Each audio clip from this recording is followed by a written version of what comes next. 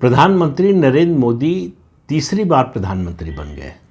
सीटें घट गई भले ही तीसरी बार, लेकिन उन्होंने शपथ ली। जवाहरलाल नेहरू के अलावा कोई ऐसा नेता नहीं हुआ देश में जिसने लगातार तीसरी बार प्रधानमंत्री पद की शपथ ली हो। नेहरू के बाद मोदी ऐसे हुए, हालांकि सीटें उनकी घट गई, 303 से 240 हो गई।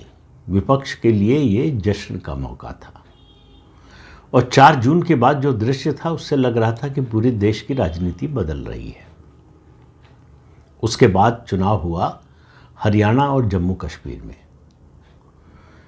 हरियाणा में भाजपा के जीतने की कोई उम्मीद नहीं कर रहा था, यहाँ तक कि भाजपा के भी ज़्यादातर लोग मानकर चल रहे थे कि चुनाव हार रहे हैं। लोकसभा चुनाव में लोकसभा की सीटें आधी हो गई थी। एंटी इनकम्बेंसी 10 साल की, और 10 साल की एंटी इनकम्बेंसी बड़ी भारी होती है।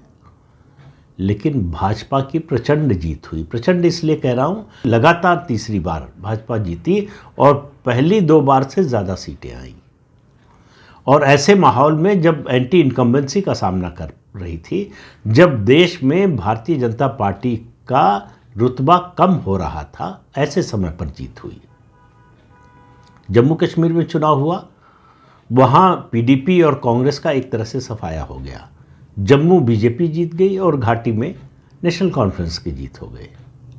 उसके बाद हुआ महाराष्ट्र का चुनाव।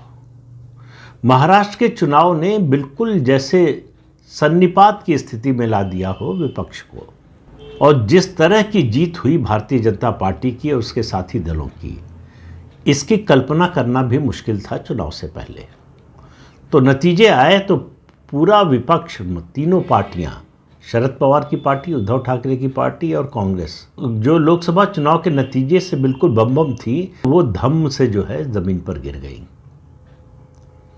इन तीनों चुनाव के नतीजों का असर तो हुआ, लेकिन जो सबसे छोटा स्टेट दिल्ली, जो पूर्ण राज्य भी नहीं है, यूनियन टेरिटरी है, वहाँ भारतीय जनता पार्टी की जीत से, वो सन्निपात से आगे की क्या स्थिति होती है ये मुझे मालूम नहीं, तो इसके बारे में नहीं बता सकता, लेकिन उस स्थिति में विपक्ष पहुंच गया है।